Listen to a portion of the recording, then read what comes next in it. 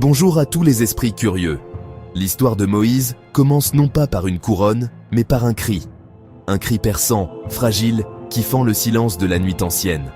Dans une humble demeure, au cœur d'un village hébreu opprimé, un nouveau-né vient au monde sous le regard inquiet de sa mère, Yochébed. Les murs de terre battue résonnent de ce cri, porteur d'espoir et de crainte à la fois, car chaque naissance masculine est désormais synonyme de danger. À cette époque, le pharaon, craignant la croissance du peuple hébreu, ordonne un acte impitoyable. Chaque garçon hébreu doit être jeté dans le Nil. Les soldats égyptiens sillonnent les ruelles, cherchant les nouveau-nés, tandis que la peur s'installe dans chaque foyer, transformant la joie de la naissance en angoisse. Pendant 3 longs mois, Yochébed cache son fils, le protégeant des regards indiscrets, étouffant chaque pleur, chaque rire. Mais lorsque le danger devient trop grand, elle prend une décision déchirante. Elle tresse un panier d'osier, l'enduit de bitume pour le rendre étanche, et y dépose son enfant. À l'aube, le cœur lourd, elle confie le panier au fleuve, le laissant dériver parmi les roseaux, porté par la foi et le désespoir. Sa sœur Myriam, courageuse et attentive, suit discrètement le panier, veillant sur son frère depuis la rive. Soudain, la fille du pharaon, venue se baigner au Nil entourée de ses servantes, aperçoit le panier parmi les roseaux. Intriguée, elle s'approche, découvre l'enfant et, touchée par sa vulnérabilité, décide de le sauver, bouleversant ainsi le destin de 2 peuples. Myriam, faisant preuve d'un sang-froid remarquable, s'approche de la princesse et lui propose de trouver une nourrice hébraïque pour l'enfant. La princesse accepte et Myriam court chercher leur mère. Yochébed retrouve ainsi son fils, désormais protégé par la maison royale, et peut l'élever un temps, caché à la vue de tous, dans un fragile équilibre entre 2 mondes. Le Nil, fleuve redouté pour ses eaux mortelles, devient paradoxalement le chemin du salut. Le panier, fragile esquif, échappe au péril du fleuve et au regard des soldats, guidé par une force invisible. Ce fleuve, instrument de la peur, se transforme en symbole d'espoir et de délivrance. Adopté par la fille du pharaon, Moïse grandit dans le luxe du palais royal, vêtu de soie et d'or, éduqué dans les sciences et les arts de l'Égypte. Mais au fond de lui, il porte la mémoire de ses origines hébraïques, partagées entre la splendeur de la cour et la souffrance de son peuple. Il devient un initié avec le cœur d'un étranger, tiraillé entre 2 identités, 2 mondes irréconciliables. Cette position unique, à la croisée des chemins, façonne le caractère de Moïse. Il observe, apprend et ressent la douleur de l'injustice. Son destin se dessine peu à peu. Il sera le pont entre 2 mondes, le guide capable de comprendre la langue des puissants et la souffrance des opprimés. Son histoire, déjà extraordinaire, ne fait que commencer. Le nom de Moïse, signifiant « tirer de l'eau », n'est pas un simple hasard. Il annonce déjà sa mission future. Tirer son peuple de la servitude, les arracher aux eaux troubles de l'oppression pour les mener vers la liberté. Du bord du fleuve, un leader est né. Celui qui, un jour, défierait l'empire le plus puissant de son temps et changerait à jamais le destin de milliers de vies. Son regard se tourne déjà vers l'horizon, là où l'attend une mission plus grande que lui. Le décor est planté. Les pyramides, le Nil, le palais et les ruelles sombres forment la toile de fond d'une confrontation qui résonnera à travers les siècles. Ainsi débute la légende de Moïse, l'enfant du Nil, le futur libérateur d'un peuple. Si cette histoire vous touche, n'hésitez pas à liker la vidéo et à partager vos impressions en commentaire. Et si vous souhaitez simplement soutenir la chaîne, écrivez « Savoir » en commentaire. C'est un petit geste qui fait toute la différence.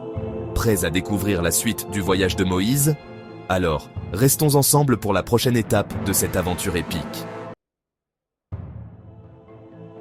Moïse, élevé comme un prince dans la splendeur de la cour égyptienne, bénéficiait de tous les privilèges de la royauté. Pourtant, au fond de lui, il n'oubliait jamais qu'il était né hébreu. Chaque jour, il observait la souffrance de son peuple, réduit en esclavage, et ressentait un profond tiraillement entre son identité royale et ses racines véritables. Un jour, alors qu'il se promenait parmi les ouvriers, Moïse fut témoin d'une scène insoutenable. Un Égyptien frappait brutalement un Hébreu. Incapable de rester spectateur, il intervint avec force, tuant l'Égyptien dans un élan de colère et de justice.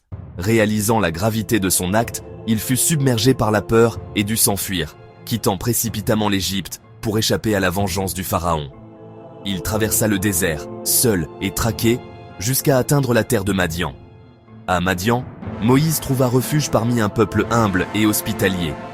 Il devint berger, menant les troupeaux à travers les collines arides, loin du tumulte et du faste égyptien. Il épousa Séphora, la fille de Jéthro, et fonda une famille. Pendant des années, il mena une vie paisible, apprenant la patience, l'humilité et la simplicité, qualités bien différentes de celles requises à la cour du pharaon. Un matin, alors qu'il menait son troupeau près du mont Horeb, Moïse aperçut un spectacle extraordinaire, un buisson en flammes mais qui ne se consumait pas. Intrigué et fasciné, il s'approcha, sentant que ce phénomène dépassait tout ce qu'il avait connu. Alors qu'il s'approchait, une voix puissante et mystérieuse l'appela depuis le buisson. « Moïse! Moïse !» Pris de stupeur, il retira ses sandales, conscient d'être en présence du divin. La voix de Dieu lui parla directement, révélant la sainteté du lieu et la grandeur du moment. Dieu confia à Moïse une mission redoutable, retourner en Égypte, affronter le pharaon et libérer les Hébreux de l'esclavage. D'abord hésitant, Moïse exprima ses doutes et ses peurs, mais la voix divine le rassura, lui promettant soutien et miracle. Le buisson ardent n'était pas seulement un miracle visuel, c'était une convocation au destin, un appel irrésistible à changer le cours de l'histoire. Ce moment marqua la fin de l'anonymat de Moïse et le début de sa légende. Moïse, autrefois prince de l'Égypte et désormais humble berger, fut choisi par Dieu pour devenir prophète et guide. Sa vie, marquée par la dualité et la transformation, le préparait à cette mission unique. Les années passées dans le désert avaient transformé Moïse, forgeant en lui la force, la sagesse et la foi nécessaires pour affronter l'inconnu. Ce long exil l'avait préparé à une mission qui allait bouleverser l'histoire de son peuple et du monde. L'appel de Dieu était sans équivoque. Moïse devait conduire les Hébreux hors de l'esclavage, vers la liberté. Ce fardeau immense devint sa raison d'être et il se prépara à affronter les épreuves à venir. Ainsi commença véritablement le voyage de Moïse en tant que leader, prophète et libérateur. Son histoire, forgée dans la douleur, la foi et le courage, allait désormais s'inscrire à jamais dans la mémoire de l'humanité. Après des années d'exil, Dieu ordonna à Moïse de retourner en Égypte, porteur d'un message simple mais révolutionnaire. « Laisse partir mon peuple ». Moïse, le cœur lourd de doute, savait qu'il affrontait l'homme le plus puissant du monde connu, Pharaon, souverain absolu d'un empire bâti sur l'esclavage des Hébreux. Pour convaincre Moïse de sa mission, Dieu lui donna des signes extraordinaires. Son bâton de berger se transforma en serpent vivant devant ses yeux, puis redevint bois inerte. Sa main, glissée sous sa tunique, ressortit couverte de lèpre blanche, puis fut instantanément guérie. Enfin, l'eau du Nil, versée sur le sol, se mua en sang rouge vif. Ces miracles étaient autant de preuves tangibles de la puissance divine, destinées à ébranler la confiance de Pharaon dans ses propres dieux. Mais Moïse n'était pas seul. Son frère Aaron, homme éloquent et loyal, fut désigné comme son porte-parole. Ensemble, ils formèrent un duo improbable, unis par la foi et le sang, prêts à défier la cour la plus redoutée d'Égypte. Dans la salle du trône, sous les regards méfiants des conseillers et des soldats, Moïse et Aaron proclamèrent la volonté de Dieu, la libération des Hébreux. Mais Pharaon, orgueilleux et inflexible, refusa d'écouter, son cœur se durcissant à chaque mot. La confrontation prit une tournure spectaculaire. Aaron jeta son bâton devant Pharaon et il devint un serpent. Les magiciens égyptiens, usant de leurs arts, firent de même, mais le serpent d'Aaron engloutit les leurs, démontrant la supériorité du Dieu d'Israël. Pourtant, Pharaon resta impassible, refusant de céder à la peur ou à l'émerveillement. Alors commencèrent les plaies, chacune frappant l'Égypte avec une intensité croissante. Ces fléaux n'étaient pas de simples catastrophes naturelles, mais des attaques ciblées contre les croyances et l'ordre établi du royaume. Le Nil, source de vie, fut transformé en sang, privant hommes et bêtes d'eau potable. Des grenouilles envahirent maisons et palais, suivis de nuées de moucherons qui tourmentèrent hommes et animaux. Le bétail, pilier de l'économie égyptienne, périt en masse et des ulcères douloureux couvrirent la peau des Égyptiens, semant la panique et la souffrance. Puis, la nature elle-même sembla se déchaîner. Une grêle dévastatrice, mêlée de feu et d'éclairs, s'abattit sur les champs et les villages, détruisant récoltes et abris, laissant derrière elle un paysage de désolation. À chaque nouvelle plaie, l'ordre social et religieux de l'Égypte vacillait. Les Hébreux, témoins de ces prodiges, voyant la main de leur Dieu à l'œuvre, tandis que les Égyptiens, impuissants, assistaient à l'effondrement de leur monde. Pourtant, malgré la peur et la colère de son peuple, Pharaon s'obstinait, son orgueil ne faisant qu'aggraver la crise. Ses conseillers, désemparés, ne pouvaient que constater l'impuissance de leur Dieu face à la puissance du Dieu des Hébreux. Cette lutte dépassait la simple politique. C'était une guerre spirituelle, une confrontation directe entre la volonté d'un roi mortel et la souveraineté du divin. Chaque échange entre Moïse et Pharaon était chargé de tensions, de défis et de destin. L'immense puissance militaire et la richesse de l'Égypte ne pouvaient rien contre la détermination d'un Dieu qui exigeait la liberté pour son peuple opprimé. Les palais dorés et les armées disciplinées semblaient soudain bien fragiles face à la colère divine. Les plaies successives n'étaient qu'un prélude. L'atmosphère en Égypte devenait de plus en plus lourde, comme si une tempête approchait, annonçant un coup final, terrible et inévitable. Moïse, désormais transformé par l'épreuve, avançait résolument vers l'apogée de sa mission. Le destin de tout un peuple reposait sur ses épaules, alors que l'affrontement ultime avec Pharaon se profilait à l'horizon. L'exode débute dans une atmosphère de tension extrême, alors que la nuit s'efface lentement devant les premières lueurs de l'aube.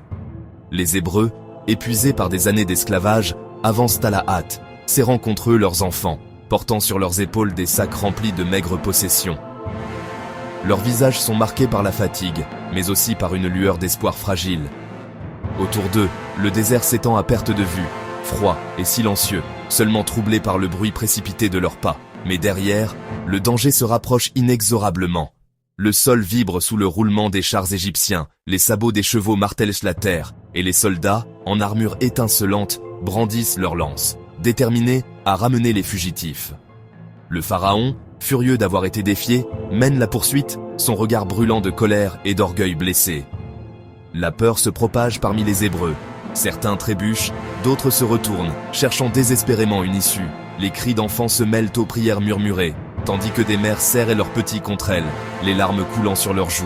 Au milieu de cette panique, Moïse se dresse, figure imposante et rassurante. Son visage grave reflète la tension du moment, mais aussi une détermination inébranlable.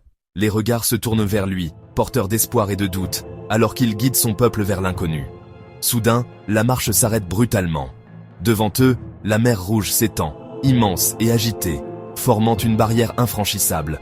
Le vent souffle, soulevant des embruns, et la terreur monte dans le cœur des Hébreux, acculés entre l'eau et l'armée qui approche. Certains crient à l'injustice, d'autres supplient Moïse de les sauver, tandis que la panique menace de tout emporter. Mais Moïse, calme au milieu du tumulte, s'avance vers le rivage. Il lève lentement son bâton vers le ciel, ses bras tendus dans un geste solennel. Un vent puissant se lève soudain, hurlant à travers la nuit, faisant tourbillonner le sable et les vagues. Sous les yeux ébahis du peuple, les eaux de la mer se dressent, formant deux murailles gigantesques, scintillantes sous la lumière naissante. Un passage sec apparaît, s'étirant au cœur de l'abîme, comme un chemin miraculeux ouvert par la main de Dieu. Dans un silence stupéfait, les Hébreux s'engagent sur le sol asséché. Chaque pas résonne comme un défi à l'impossible, leurs silhouettes avançant entre les parois d'eau qui semblent prêtes à s'effondrer à tout instant. Certains touchent l'eau du bout des doigts, d'autres avancent en titubant, submergés par la peur et l'émerveillement. Derrière eux, les Égyptiens ne ralentissent pas. Les chars s'engouffrent à leur tour dans le passage, les soldats poussés par la rage et la volonté de capturer les fugitifs. Le fracas des roues et les cris de guerre résonnent entre les murs d'eau. Mais alors que le dernier Hébreu atteint l'autre rive, Moïse abaisse son bâton. Les eaux, dans un grondement terrifiant, se referment soudainement sur l'armée du Pharaon. Hommes, chevaux et chars sont engloutis, disparaissant dans le tumulte des flots, tandis qu'un silence lourd retombe sur la mer. De l'autre côté, les Hébreux, hébétés, tombent à genoux sur le sable. Certains éclatent en sanglots, d'autres lèvent les bras au ciel, submergés par la joie, la stupeur et la gratitude. Ils réalisent alors qu'ils viennent de vivre l'un des moments les plus spectaculaires, les plus effrayants et les plus bouleversants de toute leur histoire. Leur vie vient de basculer à jamais, et un nouveau chapitre s'ouvre devant eux, au cœur du désert. En sécurité de l'autre côté de la mer, les Israélites chantaient en triomphe, portés par la joie d'une liberté toute nouvelle. Leur voix s'élevait dans l'air du matin, mêlées au souffle du vent du désert, alors qu'ils réalisaient l'ampleur du miracle qui venait de se produire. Hommes, femmes et enfants se rassemblaient, certains tombant à genoux, d'autres levant les bras vers le ciel, tous unis dans une gratitude profonde pour leur délivrance. Mais la liberté apporta de nouveaux défis, inattendus et redoutables. Loin de l'oppression égyptienne, ils se retrouvèrent face à l'immensité du désert, un territoire inconnu et impitoyable. L'inquiétude se lisait sur les visages, car chaque pas les éloignait un peu plus de tout ce qu'ils avaient reconnu. Dans le désert, ils firent face à la faim, à la soif et à l'incertitude, chaque jour mettant leur foi à l'épreuve. Les provisions s'amenuisaient, la chaleur accablante ralentissait leur marche, et la soif devenait un ennemi invisible. Les murmures de doute grandissaient, certains regrettant même l'Égypte, malgré les chaînes. Pourtant, au cœur de l'épreuve, Dieu leur fournit la manne, des cailles et de l'eau d'un rocher, des leçons de confiance et de dépendance, renouvelées chaque matin. La manne, fine comme la rosée, couvrait le sol à l'aube, nourrissant le peuple.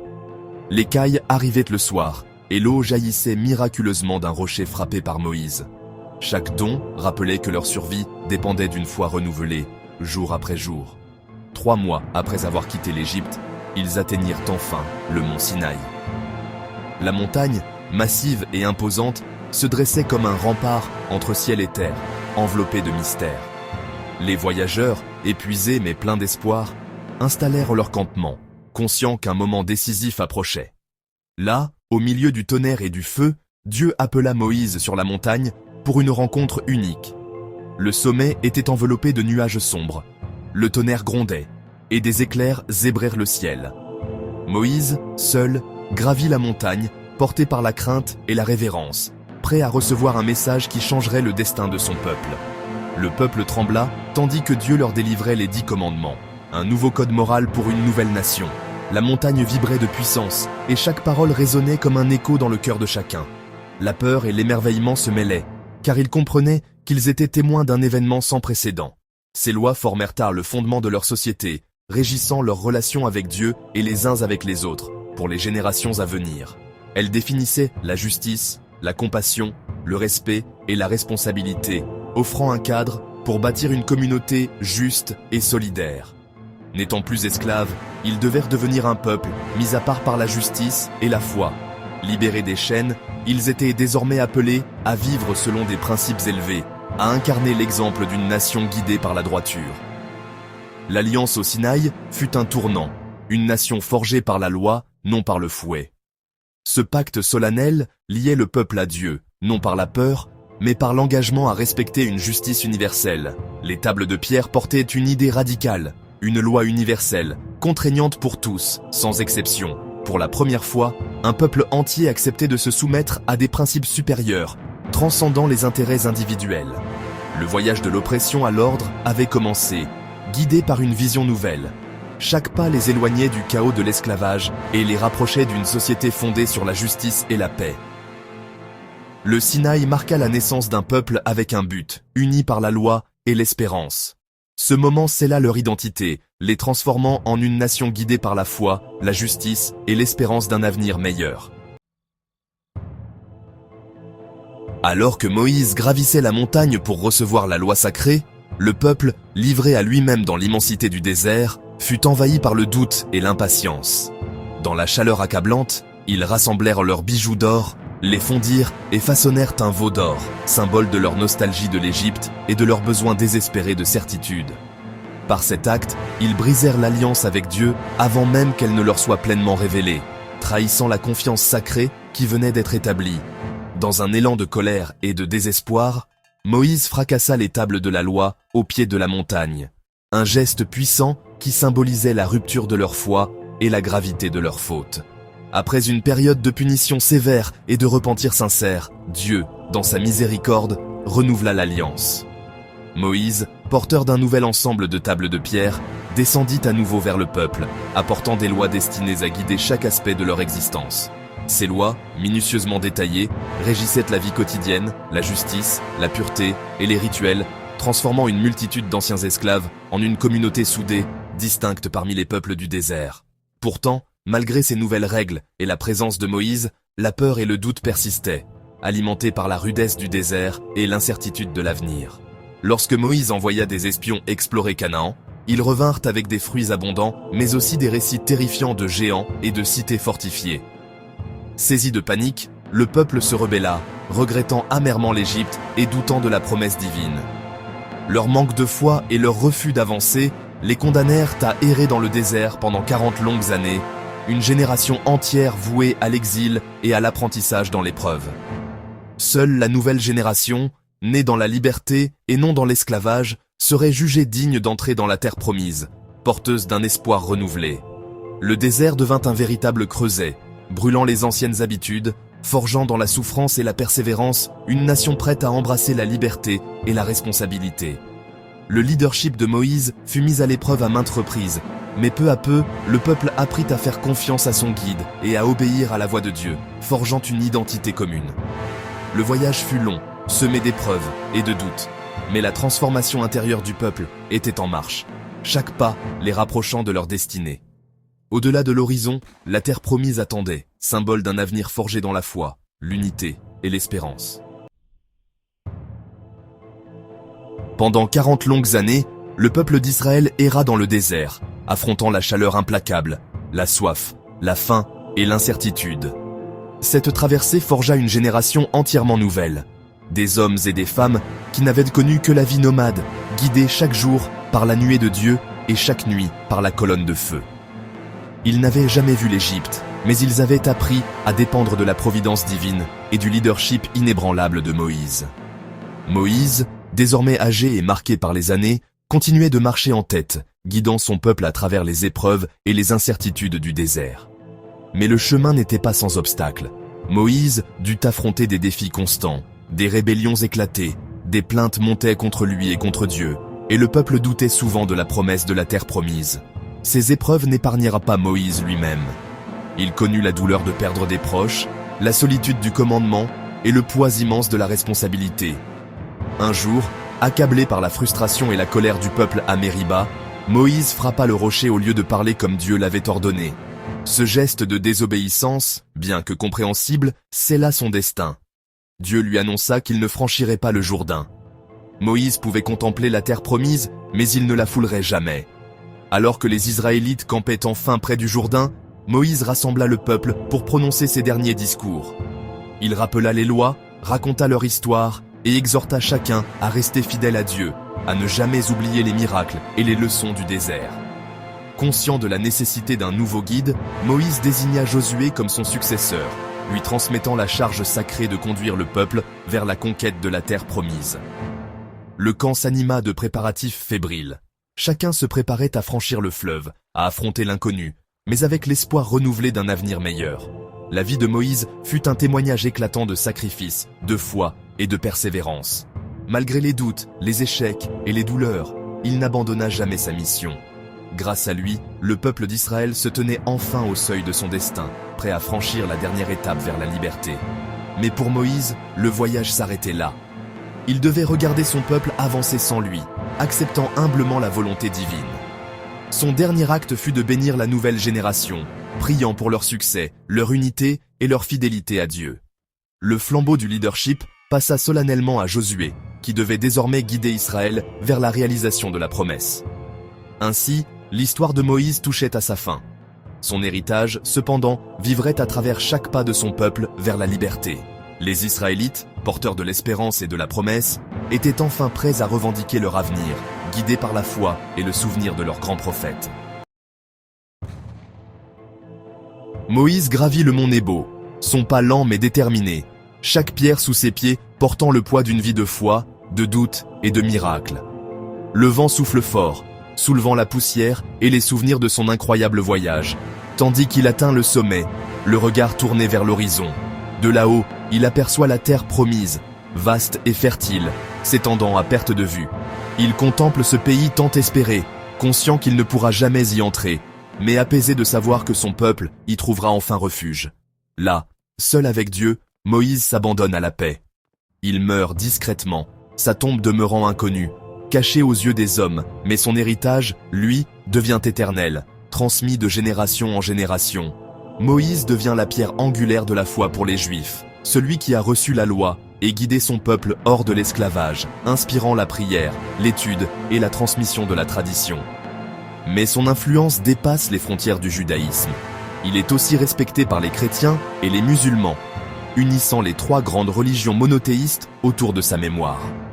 Pour les Juifs, Moïse est le grand enseignant, le législateur par excellence, celui qui a transmis la Torah et façonné l'identité d'un peuple à travers la loi et la mémoire.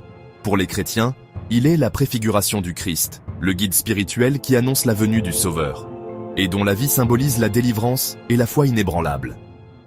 Pour les musulmans, il est Moussa, prophète reconnu, modèle de persévérance et de soumission à la volonté divine, dont les épreuves et les miracles sont racontés dans le Coran. Son histoire est racontée chaque année, lors de fêtes, de cérémonies et de veillées, perpétuant la mémoire de sa vie et de ses enseignements.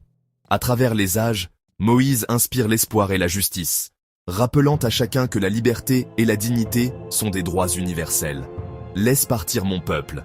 Ce cri lancé devant Pharaon est devenu, au fil des siècles, un puissant appel à la liberté, repris par tous ceux qui luttent contre l'oppression, de l'Antiquité à nos jours. Le voyage de Moïse, de l'oppression à la libération, est devenu un symbole universel, incarnant la lutte de tous les peuples pour la justice et la dignité.